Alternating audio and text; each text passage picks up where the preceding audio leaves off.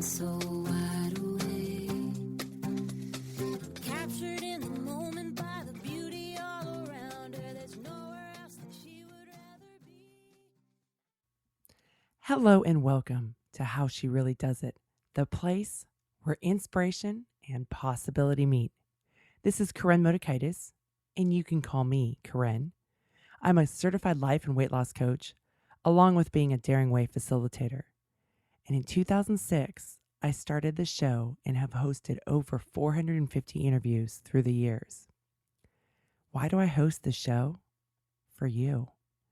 I see too many people who define themselves by the circumstances in their life and the difficulties they face. So I have the show for you so you can see what is possible in your own life. You see, I believe there are many ways to live life. It's not a one-size-fits-all. I believe there are many journeys for us to take, and we can learn from others to see what is possible for ourselves. I believe there are possibilities for all of us. While you may believe successful people don't have difficult situations, the show is here to set you straight, because we all have stumbled, lost our way, or only saw closed doors. In this podcast, you will find out that this stumbling, falling down, and getting your butt kicked is actually the true pathway to success when you're willing to be vulnerable and rise back up in your life. Instead of accepting your life as good as it gets, you can find out here how others have created great lives so you can too. And when ordinary people share their authentic backstage truth behind their success, the doors of possibility open for all of us. Many years ago, I came across a lady who had not graduated from college until she was almost 30 years old. I was intrigued. By the time I found her, she was a college professor and on the verge of changing millions of people's lives. Today, this woman, Brené Brown, university professor and researcher, is now a New York Times bestselling author, famous TED speaker with over 25 million views, has sat on the chair with Oprah, and is the CEO of the Daring Way. And today, I'm bringing back the third of the 3 interviews I've done with Brené Brown to get you ready for her upcoming book, Rising Strong, which comes out August 25th, 2015. In this podcast, I'm sharing with you my interview with Brené and our discussion about vulnerability, shame, the arena, comfort, and what daring greatly really means. I will circle back after this interview. Enjoy. Brené, hello and welcome back. I'm so happy to be with you again. Thank you for having me back. So first off, let's start with what is Daring Greatly for those that haven't read your book yet?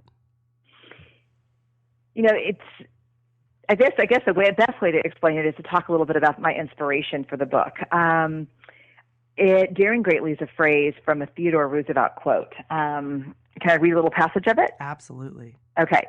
So it's a quote that I read during a real struggle in my life that really shifted something in me. And this is what I read. It's from a speech that he gave in Paris in the early 1900s. And there's a passage that reads, "It is not the critic who counts, not the man who points out how the strong man stumbles or where the doer of deeds could have done them better. The credit belongs to the man who's actually in the arena, whose face is marred by dust and sweat and blood, who strives valiantly, who at best knows in the end the triumph of high achievement, and who at worst, if fails, at least fails while daring greatly." And when I read that quote, what I really thought is this is everything I've ever learned about vulnerability. You know, a dozen years of studying emotions like, vulnerability, shame, courage, worthiness, authenticity. This is everything I've learned about vulnerability. It's not about winning. It's not about failing. It's about showing up and letting ourselves be seen. It's about walking into the arena. And I just thought that metaphor is so helpful, and I use it all the time now when I'm going to do something that feels very vulnerable to me. I think, you're walking into the arena. This is how and where you want to live. So that's the meaning of the phrase "daring greatly." Well, and isn't daring greatly, though, in contrast to us that want to seek comfort and safety?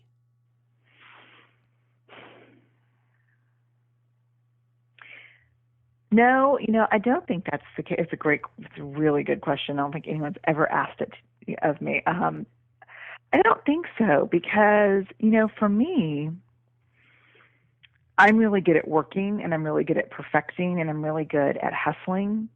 And I can often tie my self-worth to my productivity. Mm-hmm. And sometimes the hardest walk into the arena for me is seeking comfort, is taking care of myself, is saying no, is, turning down something and, an opportunity to go speak somewhere or go do something because what I really want to do is be in my house. I want to take a nap. I want to nest. I want to bake. I want to cook. I want to do those things that bring a lot of joy into my life. So I don't think necessarily, daring greatly is not about, a lot of people say, so you're saying about, skydiving and cliff jumping, no, I'm talking about those moments when you're at the PTO meeting and you're thinking, wow, daring greatly is raising your hand and saying, God, it sounds like y'all are really excited about this fundraiser. I love the idea of raising some more money so we can do these things for the school. I have no idea what you're talking about, and it sounds like a disaster. Mm-hmm. Like that's daring greatly. Daring greatly is, when we asked people what is vulnerability, when we asked for really concrete examples for the research, people said things like the first date after my divorce. Mm-hmm. Trying to get pregnant after my second miscarriage, sitting with my wife who's got stage 3 breast cancer and making what seems like impossible plans for our young children. From a parenting perspective, there were so many examples that kind of, this one really, I thought, kind of captured the sentiment. Being really excited for my son who's trying out for orchestra and is just so thrilled about the idea of possibly making first chair and being excited for him and enthusiastic and supporting him as he goes off to school, knowing that that's not going to happen. I think safety and comfort are really important parts of our lives.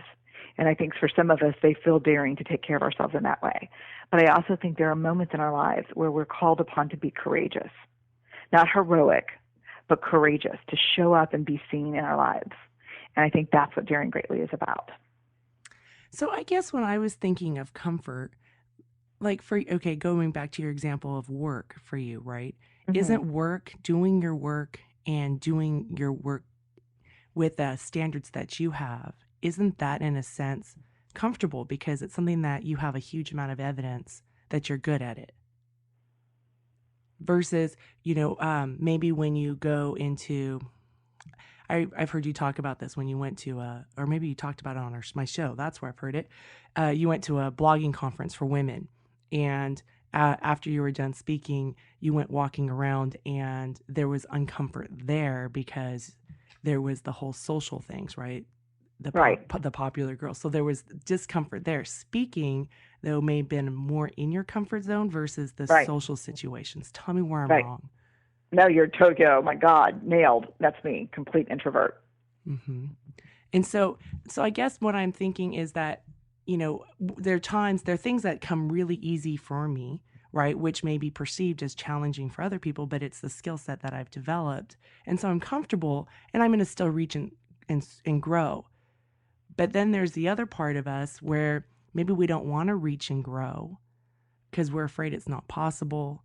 And I guess we can just in athletics or in music, we can talk about, as I see this happen with kids, that, the idea of being a really fast swimmer or a really good soccer player is awesome, right? But then there's, like, as you talk about in your book, there's that gap between the reality of putting in that extra effort, pushing ourselves to do better, right? It's one thing to show up to practice, then it's another thing to go into physical discomfort.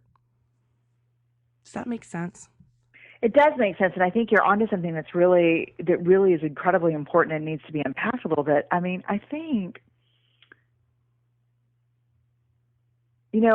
I think I think daring greatly. I think being vulnerable and showing up in our lives is different for all of us. So I think about the story I tell about Ellen at her swim meet in Daring Greatly.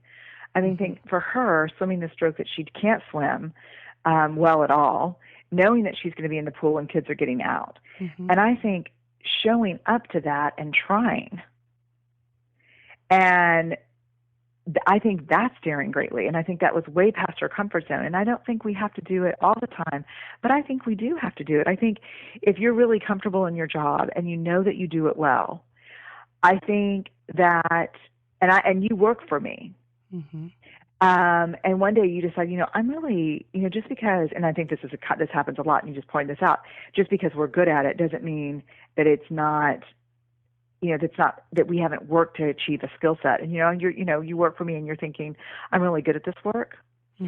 I really contribute. But I'd like to ask for a raise because I know a couple of people around me have received raises in the last 6 months. To me, making yourself vulnerable and saying, hey, I really think I'm contributing. I think I'm valuable here, and I'd like that value to be expressed with a raise. To me, that's daring. To me, that's putting yourself out there. So to me, I define vulnerability as uncertainty, risk, and emotional exposure. I don't know of any relationship that any of us are in with another person that doesn't require us to straddle uncertainty and risk and emotional exposure on a pretty regular basis. I just don't know of one. I can't think of one in my life with my kids, with my husband, with my sisters, my brother, my parents, my friends. So I don't know. So if the goal is comfort, then I think what we would end up having to do is disrupt most of our relationships, keep our head down at work, and just kind of play small, and cut ourselves off for connection, which I don't think works. I mean, the thing is, if you're in relationship, if you're in connection, you experience uncertainty. I love this, when so many people, when I said, what is vulnerability? The first example that came out of their mouth was saying, I love you first. Oh. Yeah. There's nothing comfortable about that. No.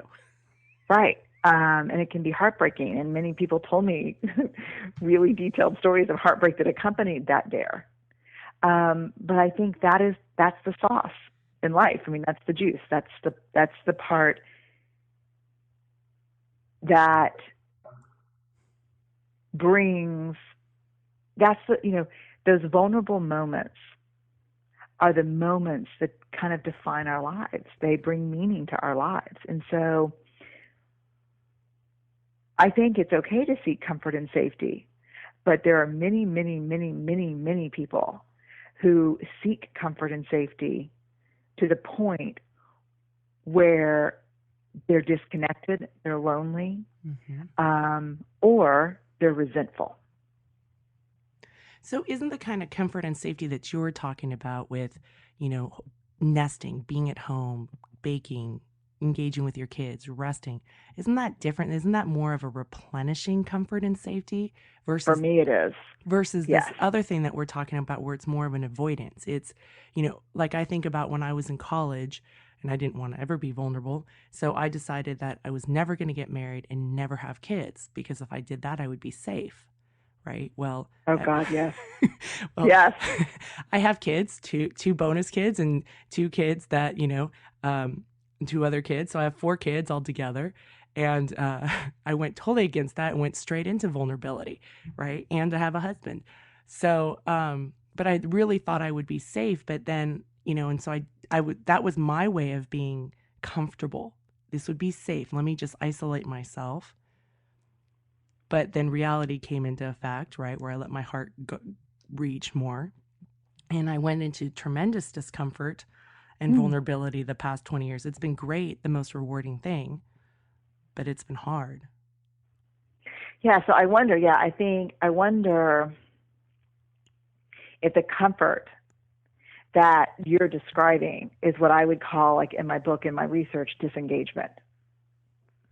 Like, I'm disengaging. Like, I'm not going to Yes. be in intimate relationship. I'm going to disengage from the parts of my life that I feel like would make me the most painfully vulnerable, which, without question, love, parenting, those are two huge ones. And so, yeah, I think that's true. I think I've interviewed, I've interviewed a lot of people who do disengage. There are people who set boundaries with their families of origin because that's how they stay sane and that's really appropriate and that's how they stay healthy. But there are also people who are just kind of disengaged. They're not all in. They're not all in their relationships. They're not all in at work, because there's almost this idea that it's easier to live disappointed than it is to feel disappointment. So I'm never going to really expect too much. So, and you talked about that in your book, Daring Greatly, where it's easier to stay in perpetual disappointment than to go in and out, dip in and out. Can you say more about that? That fascinated me. Well, one of the things I talk about, it's a part of a bigger, one of the things I do in the book is I talk about vulnerability, what it is, what it isn't, kind of try to dispel the myths of vulnerability. And then I talk about the way we protect ourselves from vulnerability. Mm-hmm. And so one of the big ways, in fact, it's the first thing I talk about because it was one of the most powerful, the most common, and the most life-changing for me, is foreboding joy. And what it is basically, your listening demographic is there. You have a lot of parents who listen, right? Mm-hmm. Yep. Okay, so any of us who have parented probably know, that feeling of, I'll ask you, you have 4 kids. Have you ever stood over your child while they're sleeping? Yes. And thought to yourself, oh my God, I love you, like I didn't know was possible. And then in that split second, pictured something horrific happening to your child. Yes. Yeah. So statistically, 90% of parents that we've talked to do that. We just do that. So what is that? And another example for people who aren't parents, it's the story of, you sit up in the morning, you think to yourself, wow, work is going really well. My parents are pretty healthy. My apartment looks really cute. Shit. Like, oh my God, what's going to happen now? That whole kind of waiting for the other shoe to drop. And so one of the things that I found in my work is the reason we do that is because joy is the most vulnerable, difficult emotion to feel. And this is coming from someone who studies shame and fear.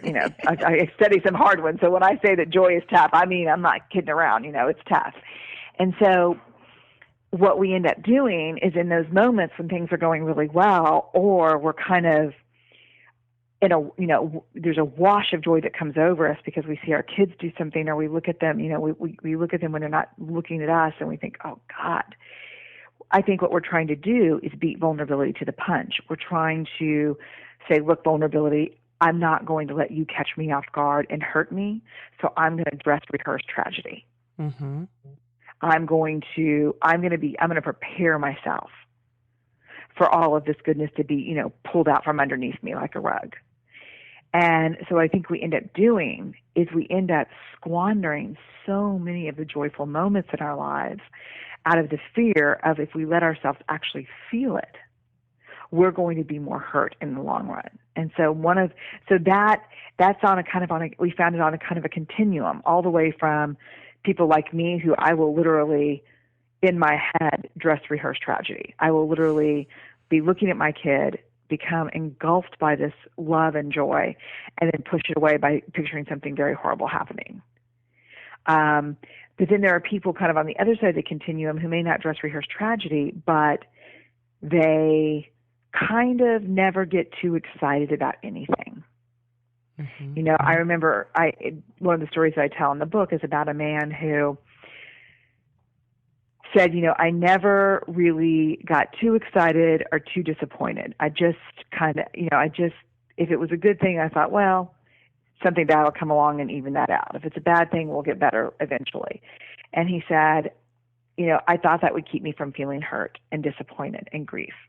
And he and his wife were in a car accident, and his wife was killed. And he was an older guy, probably maybe, old. I got to be careful about older these days, but maybe maybe like late 60s. And he said, my wife was killed. And in that moment, I thought to myself, God, I wish I would have been paying more attention and feeling more of the joyful moments that are now gone.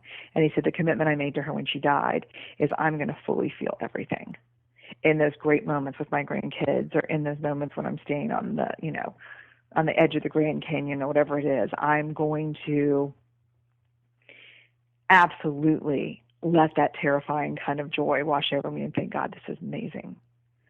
So I do think we have a tendency to think, you know what, if I just stay disappointed, that's easier than feeling disappointed. Mm-hmm. Is it a general kind of numbing sensation, so we don't have to really feel the darks? Well, what's interesting, I think, is that I think everybody in those moments of intense joy and those intense love, everyone I interviewed, even the people who are really good at feeling their way through joy, have that kind of electric sensation in them, like, oh God, I'm aware of how great this is right now. Mm-hmm. But there are some people like me who use that sensation as the early warning system to, like, oh my God, practice tragedy, practice, rehearse. But then there are some people, and every single one of the people who talked about, the participants, who talked about the ability to really sink into joy, to really feel it, when they got that sensation, when they knew they were in the midst of real bliss and joy, they used that kind of tingling as a reminder to practice gratitude. Mm-hmm. And the thing that let them stay in that emotion longer was gratitude. So, so now when I'm trying, and I've really practiced this hardcore for the last 5 years, and it has been so amazing.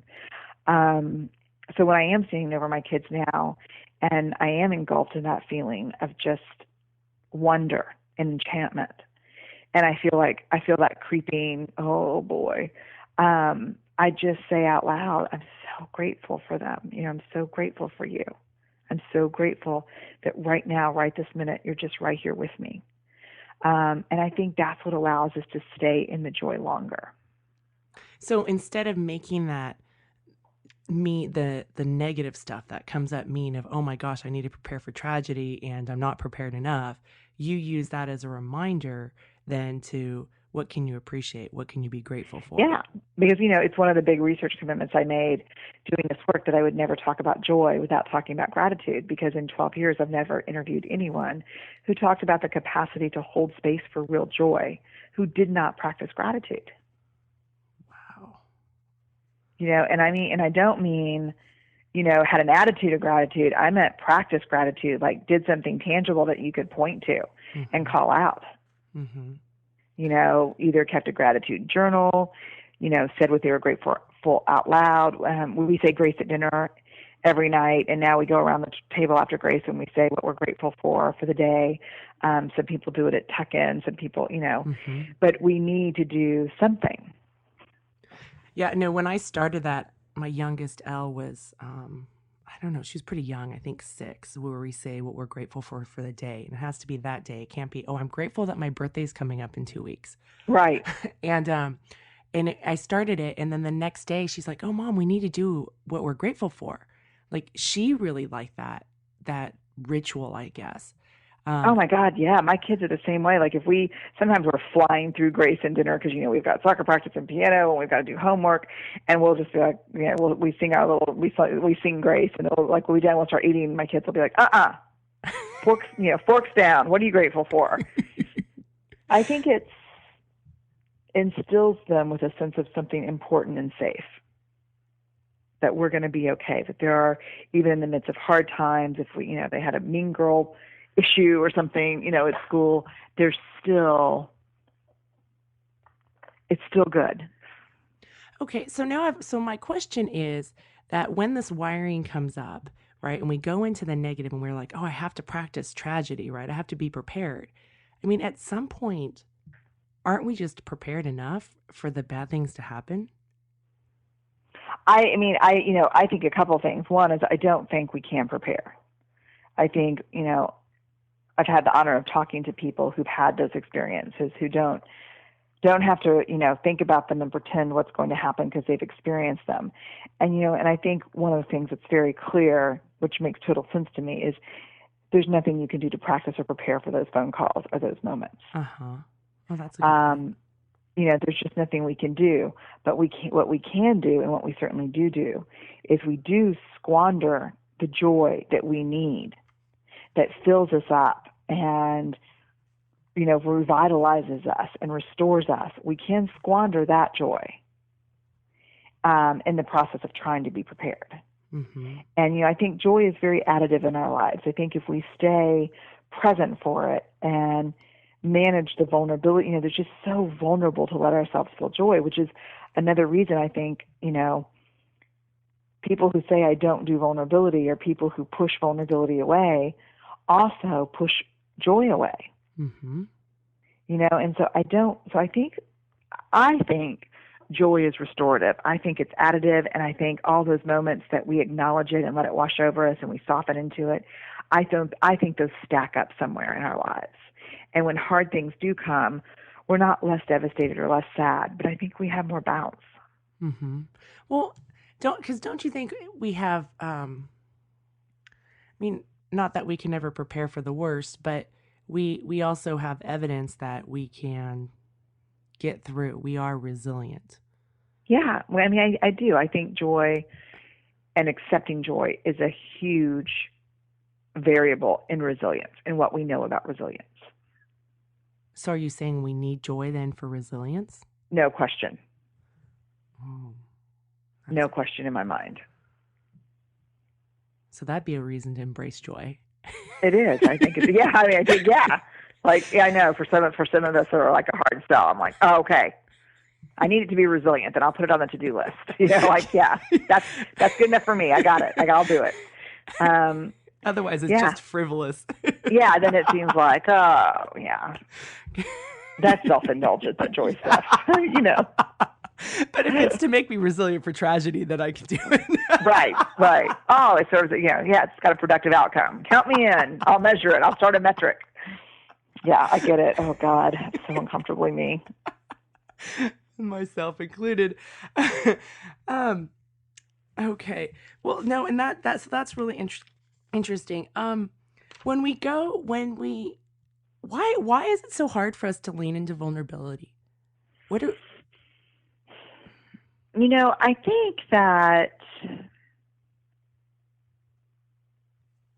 think there's a couple of things. I think culturally, the big picture answer is, we live in a culture, and I don't think this has changed since the last time you and I talked, that I would define as a culture of deep scarcity, of never enough. Never good enough, never enough time, never enough, we don't get enough done, never perfect enough, never extraordinary enough, never certain or safe enough, never enough. And I think the more uncertain we are and the more fearful we are about the whole idea of not being enough, the more afraid we are to let ourselves be vulnerable. Because, what we have a tendency to do is go out into the world kind of armored up. Mm-hmm. And I'm gonna armor up. I'm gonna get out into the world. I'm gonna get stuff done. I'm gonna take care of business. I'm gonna push through the to-do list. I'm gonna keep everybody on track. Focus. We got to move from here to here. And I think we get so used to wearing the armor that we forget how heavy and suffocating it is. And I think the tendency, I think the real consequence with families is that we don't, because we get so accustomed to it, we don't take it off when we get home. We don't let ourselves really be seen by our partners and our kids. We all are still performing, and so I think it's just an exhausting way to live, but for some reason we've convinced ourselves that it's safer. Mm-hmm. It's going to protect us. Mm-hmm. And don't you think sometimes some of the messages we get, right, is to have that armor in the workplace, for instance? Yeah, no doubt. There's no question, except that it goes against everything I've learned in my research and everything that many, many, if not most researchers who study leadership and organizational development find, which is show me the leader who's willing to stand in front of his or her team and say, hey, look, I don't have all the answers. I can't do this alone. I'm not the all-knowing, perfect person. I need your help, your input, your ideas. I need to know what I'm doing well and what I need to change to support you. Show me that leader.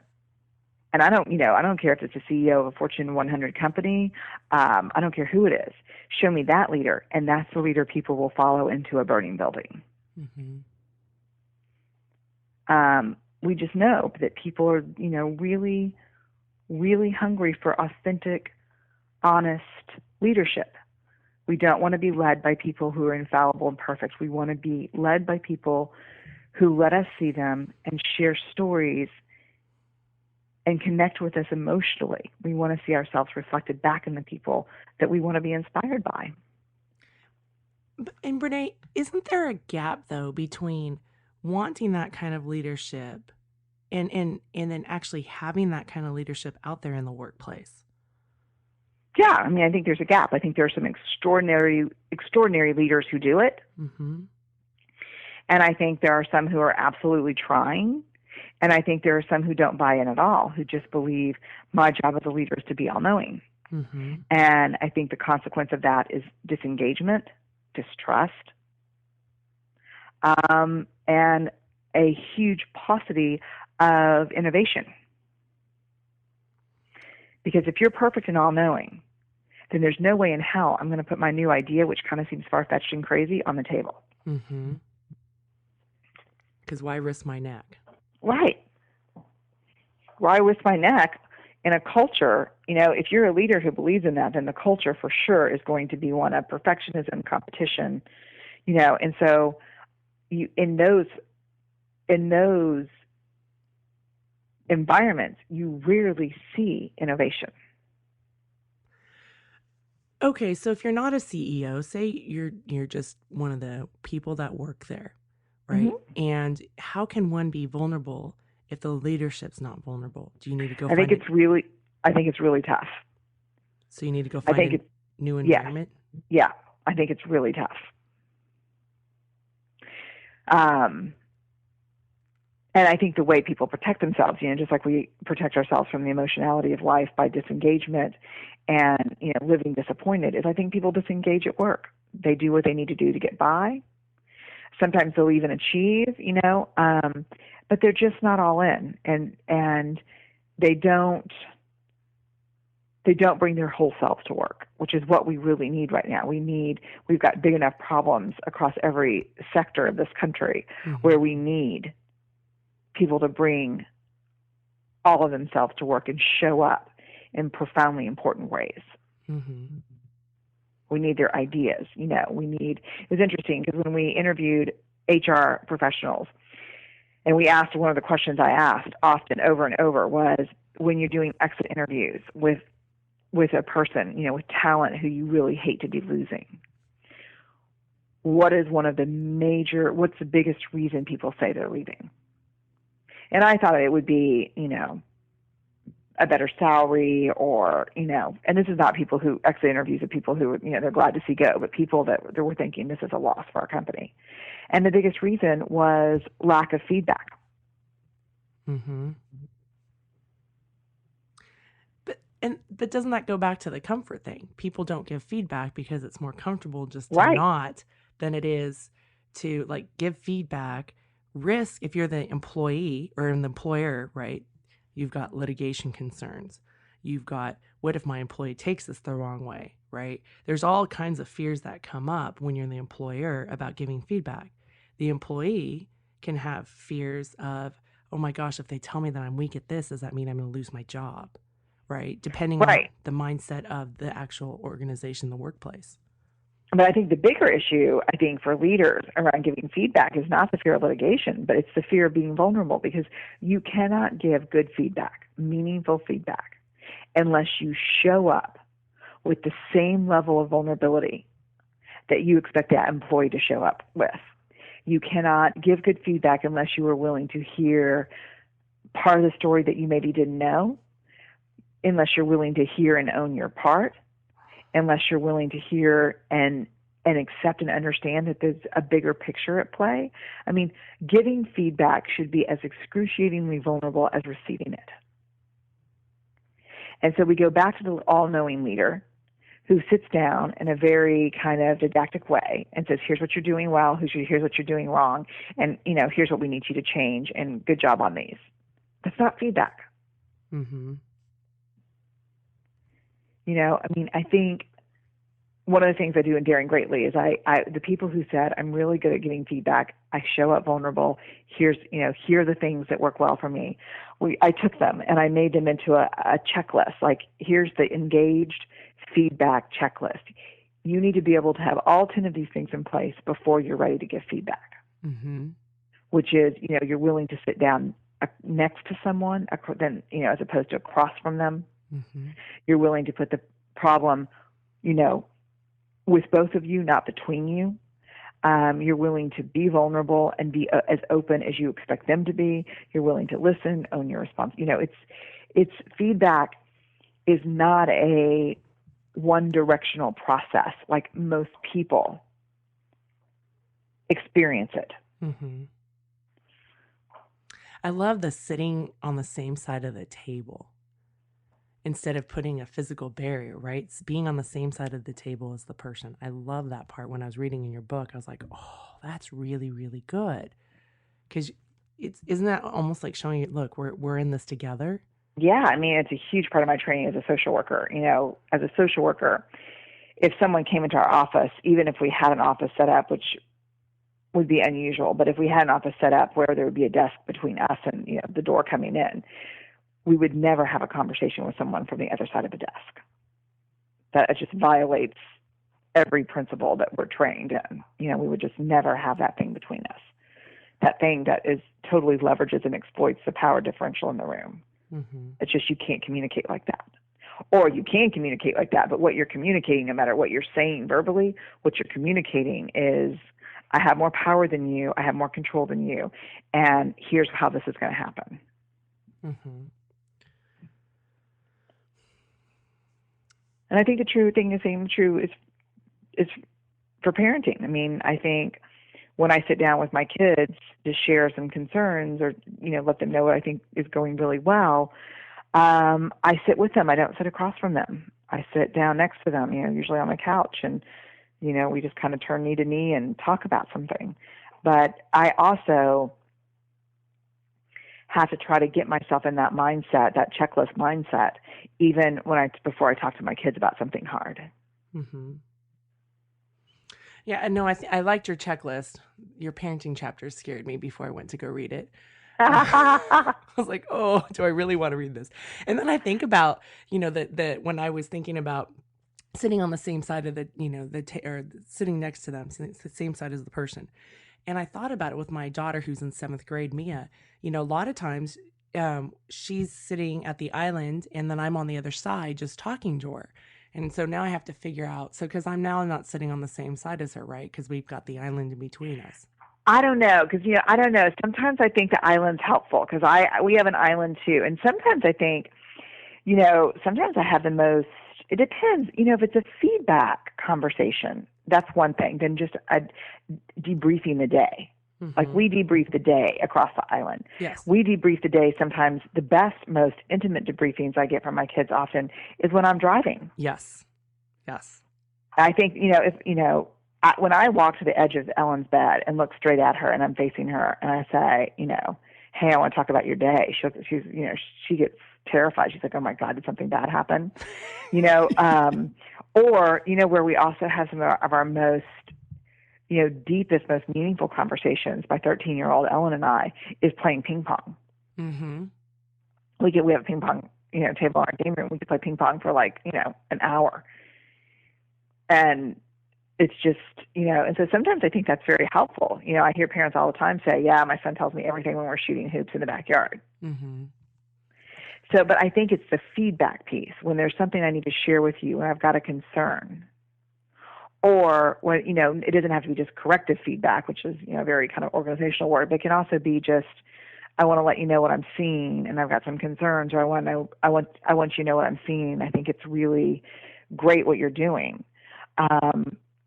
Those, I think, we have to come around from the other side of the island. Mm-hmm. To give them the import that they deserve.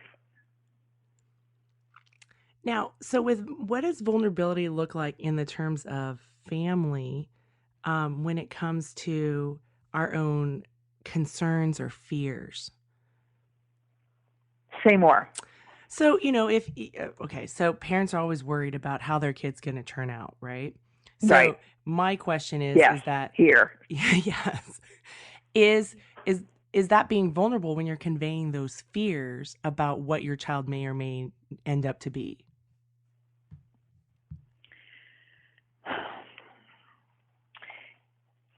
I think when we convey them with each other, I think when we convey them with friends, I think that's connecting. I think it's helpful.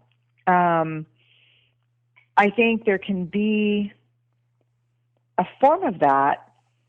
It depends on how we express that with our children, but I think when I'm talking to my husband about it, or if I'm talking to my girlfriends about, oh man, this is going on, I'm so worried, and I hope this is okay. I think that's a real connecting time often between me and my friends. So I guess maybe it'd be more helpful with an example. Well, yeah, I mean, I think, sometimes we may say, like, okay, so say drugs or sex can be an issue, right? We're afraid of that, Yeah. something happening. And where's kind of the boundary around that vulnerability when we're talking about that subject matter with our kids? Well, I think it's different depending on I think the line moves depending on who your child is, what the issue is, and how old they are. But I think, if you're talking about a conversation where you sit your child down and say, these are some concerns I have, and this is what I think is going on at your school or what's going on in the neighborhood, and I want to talk to you about it and make you aware of it and tell you what, your dad and I want to talk about what we're feeling. I mean, I think that's really healthy. So tell me what you think might be an example of something that could be crossing that line. So it sounds like in that it's about not coming from a fearful place as far as like your lizard brain, but talking about the realities of what could be potentially going on. So you need to clean up yourself before you walk into that. Oh my God, yes. Being vulnerable doesn't mean, oh my gosh, you're going to just throw up and all this fear stuff in front of them. That's not vulnerability. That's what I guess I'm trying to get at. No, I mean, so this is a great time to talk about the second myth of vulnerability, which is vulnerability is letting it all hang out. Vulnerability is, live tweeting your bikini wax or going crazy with your kids or sharing the details of your divorce on Facebook. That's not vulnerability. Vulnerability is about trust, intimacy, and connection. Vulnerability without boundaries is not vulnerability. It's desperation. It's hurt. It's a desire to expedite connection. It's a lot of things, but vulnerability without boundaries is not vulnerability. And so I think when we talk to our children about our concerns, that it's really important that we don't approach them in a lot of fear, because, the way that fear kind of, I think, manifests itself as parents is control, distrust. I don't think, we're not our best selves in fear, individually or collectively. Right? No, I totally agree with you. I suck in fear. I do. I do. I'm also really judgmental in fear. Like, I'll say things like, I don't want you hanging out with her. And so, or I don't care. I don't care what everybody else is doing. And it's really terrible because I've got this daughter who has, I've got, my son is 7, so the trust things are a little bit easier right now. Because he's not in 8th grade going into high school. But I've got a daughter who's done everything possible to earn our trust and respect. And so when I get fearful about something and I, come unhinged, it's really, she perceives it as probably disrespectful, but also a lack of trust. Well, does that make sense? It makes total sense. And I guess, so my next question is that what's the difference between gremlins and lizard brain? Well, lizard brain is kind of the limbic system. So lizard brain is the fight flight response when we're in fear or when we're in shame. So something shaming happens, and, oh my God, I could give you a great example from the book. Someone invites me to do a talk for his organization. And it didn't come through my speaker's office. It came somehow, oddly enough, directly to me, which is always not good because I don't manage my calendar well. So I just get overwhelmed, as you know. And so that he's, said, can you speak this date? And I emailed back and I said, thanks for the invitation. I really appreciate it. I can't do it. My son's birthday is that week. He emails back and says, so is it that day? And here are my gremlins. My gremlins are saying, my gremlins are my shame tapes. Those are the things that were planted into me early, family of origin-y kind of stuff. Don't disappoint anybody, Brené. Don't let people down. Don't say no, because you're going to start saying no and people are going to stop asking, who do you think you are? Those are my gremlins. So I email back and say, no, his birthday's not on that date, but it's that week, and I want to, I need to be home, which is the first mistake I make, because it's none of his business. And I shouldn't even, I should have just said, I'm sorry, I can't do that. I've got a commitment that week. So he emails back and says, you're not very wholehearted at all, and you're not very generous, and I would think someone with your message would be willing to make time to do this. So I go into real shame, and when we go into shame and we go into the lizard brain, that limbic system, there are three kind of responses: fight, flight, or freeze, parasympathetically. So how that translates, the Stone Center at Wellesley talks about shame. When we're in shame, what those fight, flight, and freeze responses look like. So some of us people please. Some of us disappear, like they just delete the email and just delete everyone that comes, keeps coming. Some people say, people please and say, okay, I'll do it. And then some people fight. I have a tendency to be a fighter. And that's not good either. We use shame to fight shame. So I'm so pissed off that I forward the email to Steve and write like this blazing indictment of this guy. I mean, I couldn't even say some of the words I said on here. Bad, like DEFCON 5 cuss words. And I hit reply instead of forward. And it goes back to this guy. So in that moment, so the gremlins are those shame tapes that really, the gremlins have two primary messages. Who do you think you are? And you're not good enough. And every variation. So my gremlins in that situation were, you should say yes. Don't get too big for your britches. You don't have a right to turn down people. You don't have a right to put your family first. You're taking work for granted, But the lizard brain in me was the one who went into fight, flight, and freeze mode.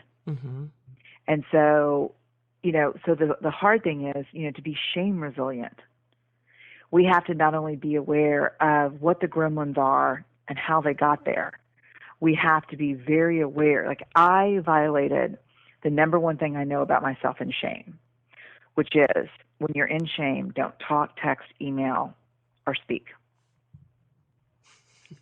Like, I should not even have texted, I should not have written that email even to Steve. It probably wasn't a good idea, even if I would have managed to forward it instead of reply back to the guy. Because, when we're in shame, we're really not fit for human consumption.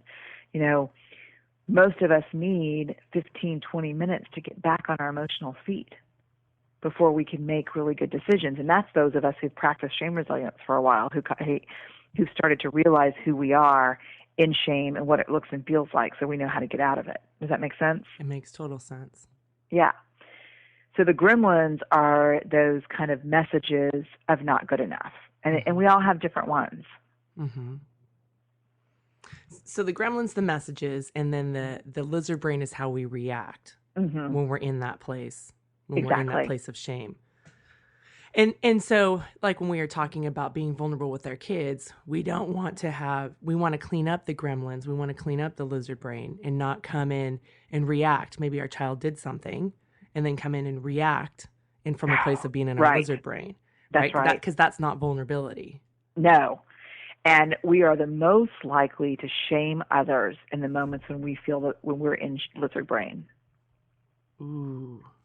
Yeah, which is really, really, I mean, you think it's painful to reflect back on the times that you have experienced shame in your own life, or when I think about the times I've been shamed, but nothing, and I mean nothing, is as painful as to think about some of the things we've said to the people we love the most. Mm-hmm.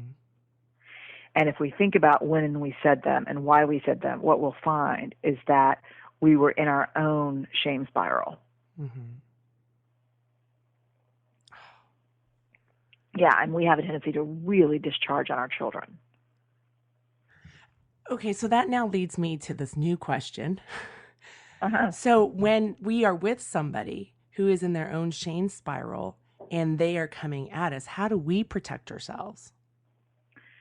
It's like talking to a drunk person a lot of times when people are in shame and that whole limbic system.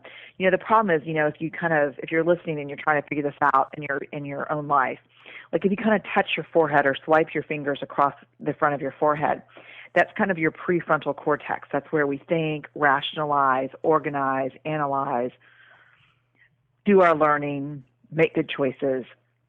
The problem is that when the limbic system is hijacked or activated, the way that brain chemistry works is that the prefrontal cortex comes offline.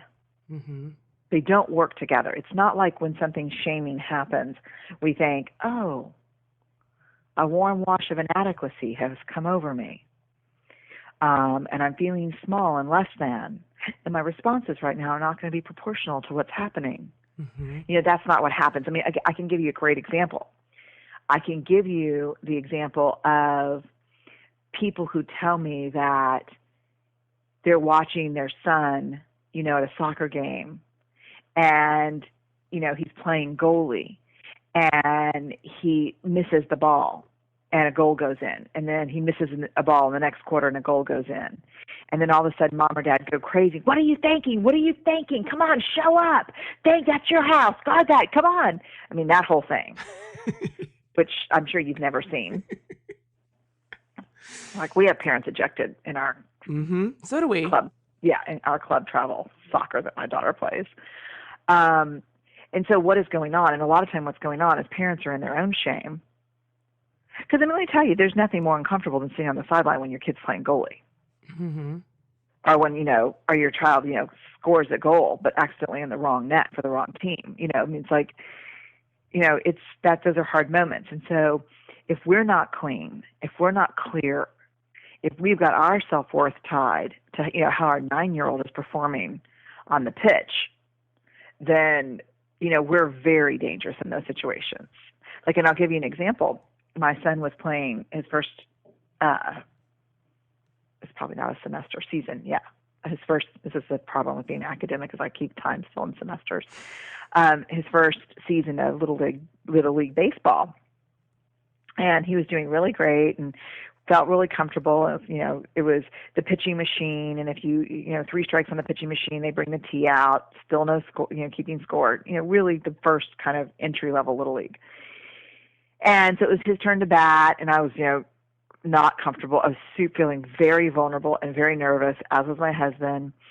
And Charlie got halfway up to home plate and just started crying and set the bat down and kind of just got in a ball and was crying. Mm-hmm. And this is the second player who had done that in this game. It was their first game. And the first player who'd done it, the dad was like, get up, get the bat, come on, get the bat, And so, there's Charlie, and I'm like, oh my God, what do we do? I need to go get him. Oh my God, what do I do?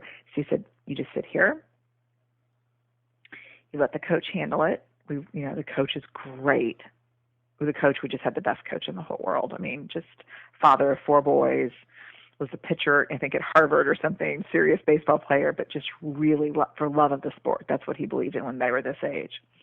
And he went and he got him and he knelt down and he talked to him, and there was a lot of wiping of tears and crying, and he, and I saw him, shaking his head and telling him it was okay. He held his hand and he picked up the bat and walked him back to the dugout. It's like Charlie was like, no way in hell is this going to that, and I remember thinking that, I don't know, 5 years ago, my thinking would have been, frickin' get up, get to home plate and hit the ball. Mm-hmm. And so when talking to Charlie about it, Charlie said, I got really confused. And Charlie's like me in many ways. He likes to know exactly what the layout of something is before he engages. And he's like, I forgot which way you run. Mm-hmm. I forgot what you did after you hit the ball. And I just couldn't do it. I couldn't do it. And I was like, oh my God, that's totally okay. I get it. That's all right. And I said, did your coach use nice words, or, did you feel okay? And he said he used really nice words. He told me, in that 2 seconds that he was down on, it seemed like 4 hours from the stands, but in the literally 2 minutes he was down there with him and the game has stopped, he manages to tell, Charlie a story about him running the wrong way, of him running into the next field one time, and that it was totally okay, and he'd have another chance to bat. So I think if we don't have our stuff clear, our kids take friendly fire. We may not be shooting directly at them, but they're going down anyway, because our stuff is not clear. Our self-worth is somehow hitched to the 6-year-old's home run. And I'm sure you see it all the time because you coach. I see it all the time.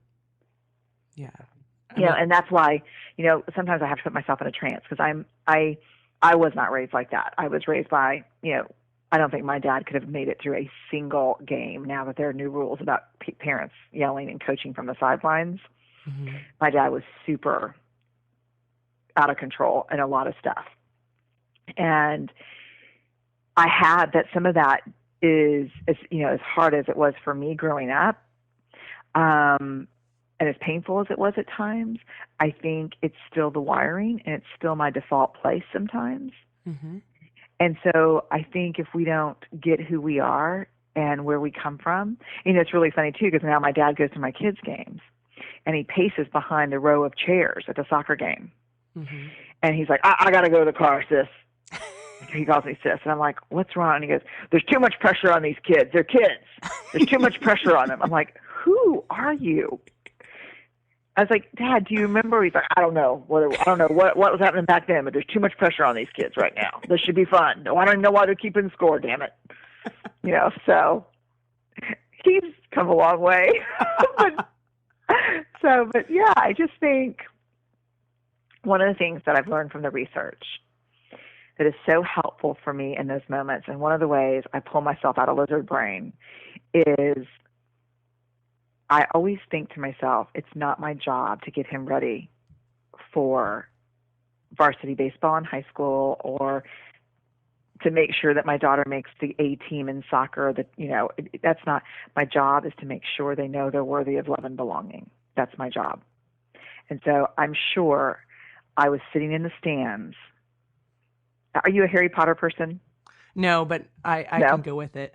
Yeah, no. I mean, there's a scene in Harry Potter where someone's putting a curse on Harry while he's playing Quidditch, and this person's just sitting in the stands looking at him, mumbling. And I'm sure that's exactly what I look like. Like I was just sitting in the stands going, love and belonging, love and belonging, love and belonging. It's not my job to make my 6-year-old ready for the major leagues. It's my job to make sure he knows he's worthy of love and belonging, and not being able to bat, crying in front of his team. None of that changes at one iota. That's my job. No, and I think that's beautifully well said. And then one last question before we go into the takeaways is, so what happens, and with the kid, it's different. So like when we do vulnerability with, say, friends or partners or husbands or spouses, right, or family members, and they are in their shame spiral, and they're attacking us. How do we protect from that? I just have,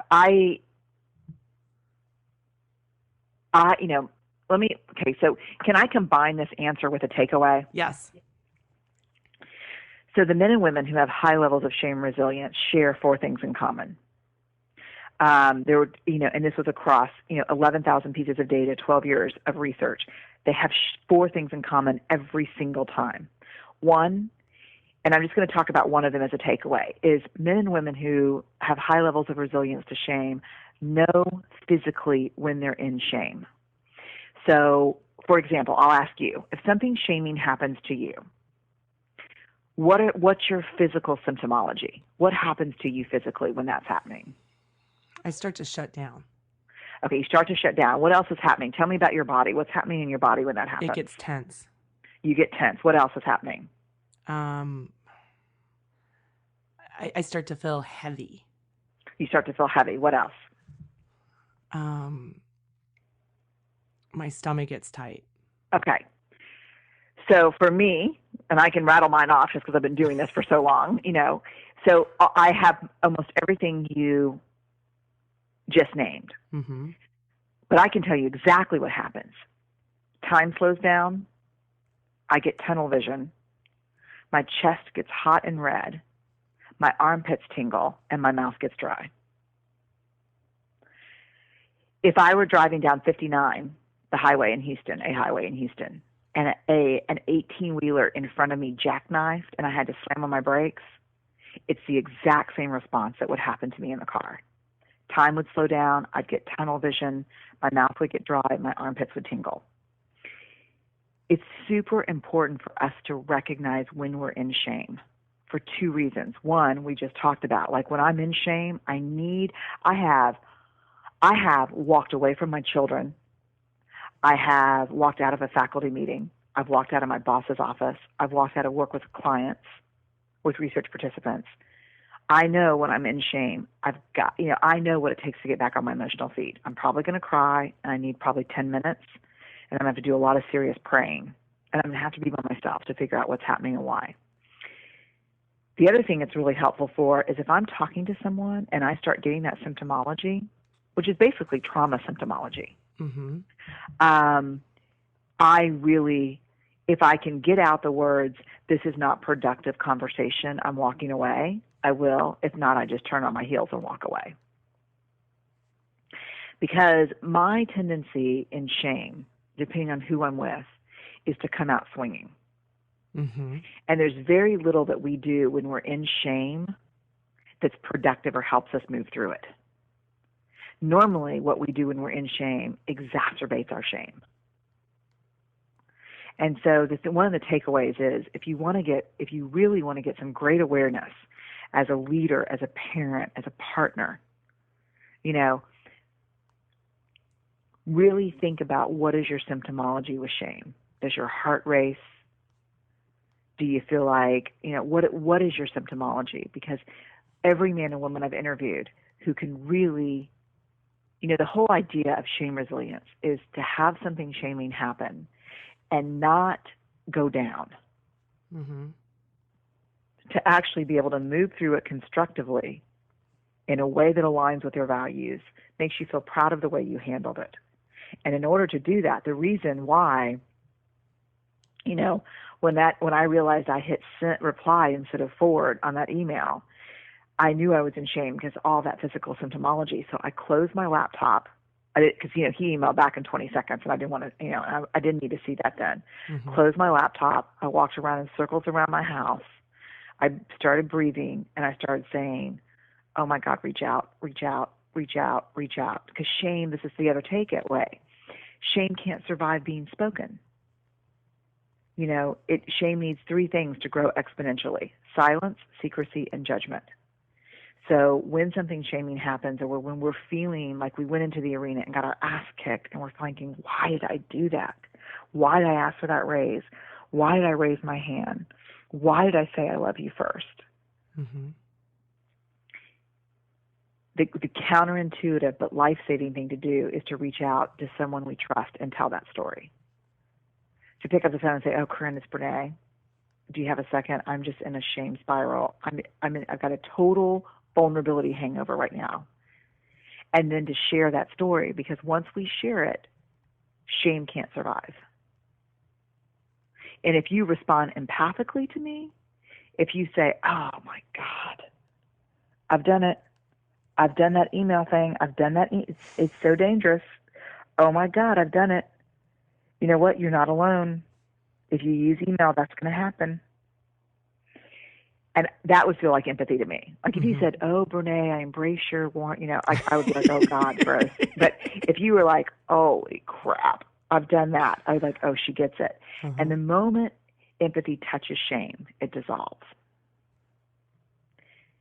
Because empathy needs us to know that we're alone. I mean, shame needs us to know, that we're alone, that we have nobody, that we're less lovable, less worthy of connection and belonging. And so the minute you're empathic with me, or the minute I'm empathic with my daughter, if she does something like that, then she goes, oh God, I'm not alone. No, the minute the coach kneeled down with Charlie and said, hey, I've had this experience. You're all right. You're okay. That's why shame loves perfectionists, because it's so easy to keep us quiet when we make a mistake. Ooh, and that's what it wants. It wants to keep us quiet. Yeah, because it needs quiet to grow exponentially into every corner and crevice of your life. Okay. So like even taking that example of when that gentleman emailed you, right? He was in his own stuff, or maybe he wasn't, but he threw shame at you. And he did. Right. And so anytime someone uses something they know about you, or you've shared it with them against you, they're trying to hurt you. I like that. So when somebody's coming at you and they're in their own shame spiral, one is to walk away or and notice the physical sensations that is happening to you. Is it like being kind of dumped on? Like they have their shame and then we're kind of catching it, and then it's creating our own shame. No question. I mean, yeah. And so noticing that versus reacting to it from our lizard brain. Yeah, because the thing is, once we realize that we're in it, we know what the knowing piece is. I don't have the capacity to respond to this way, to respond to this in a good way right now. The minute I saw that email, and the minute I felt like, oh my God, I've disappointed someone, I've let someone down. Who do I think I am? I should have shut the email and walked away. Okay. So, well, that's, I think, an excellent takeaway, an example for people to understand not to take on somebody else's shame. Because normally I too would want to fight back, right? Yeah. Let me show you. I'm not going to let you take advantage of me. Or even if we're not fighters, I think one of the most, people think it's benign, but it's super dangerous. Let me explain and prove to him I'm a good person. Oh, yes. Let me, and it's like my friend Scott Stratton, who wrote the book Unmarketing, he has this great quote that says, don't try to win over the haters. You're not the jackass whisperer, which is just this great quote. And like, I'm always constantly, now when my husband sees me doing that, or even my daughter sees me doing it, or I see her doing it, we have this family code where we just kind of look at each other and go, like, don't try to win that person over. You don't need to explain who you are. I'm not going to be able to make the event. I appreciate your interest. Have a good day, Brené. Who do you think you are? You're not very wholehearted. Appropriate response. Shame, maybe. Vulnerability. Walk away. Get back on my feet. Talk to someone about it. And then come back and hit delete. Not even engage back. No, I'm not engaging. No, because if you're trying to hurt me and you're trying to hook me into something, I'm not, hopefully I'm not going to respond when I'm in shame, but I'm only going to use time and energy to respond if you're a person with whom I have a relationship that I'm invested. If you're a friend, a sibling, a parent, someone I love, my partner, Steve, my husband, my kids, then I'm going to, I'm going to get back on my feet, and then I'm going to say, this is not productive for me. And if we want to talk about this, we can, but this is not working for me. But for him, I'm not going to invest that. Well, Brené, we've run out of time. We've actually gone over. Thank you so much for being back. Thanks for having me again. And I've met some of your people in my travels and my journey. speaking. And they're great folks. So thank you. Well, thank you very much. I just love talking with Brené, and I love re-listening to the shows. I learn so much, or I remember things, and she has such a great way with words. And one of them is the definition of vulnerability.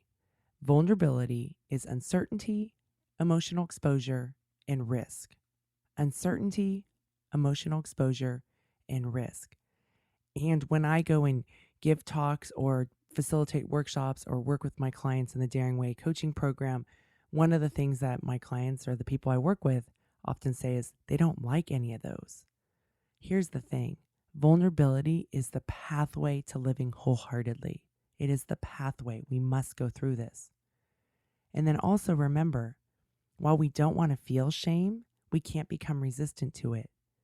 However, we can become resilient towards shame. And what that means is that we feel the shame and we move through it instead of allowing it to take us down or to run away from it and hide, stick our head in the sand. And when we are in shame, there are 3 things we like to do, or that we react by when we are in shame. And we shield ourselves from shame by disconnecting. I call it approval whoring. Brené has a much nicer term called people pleasing. Approval whoring really catches my brain and reminds me of what I'm doing right away. And then the other one that Brené uses, and it's my go-to as well, is inner gladiator. Seek and destroy. You're going to mess with me? Bring it on. So instead of using these shame shields, which are destructive and create even more disconnection, which is the very opposite of what we truly want, I invite you to practice understanding your shame symptoms. Because when you know what shame feels like in your body, then you can choose how you're going to react to them. You can catch the feelings and move through it instead of reacting with one of the shame shields, which then creates further disconnection. I invite you to move out of our shame and scarcity culture and into one of wholehearted living.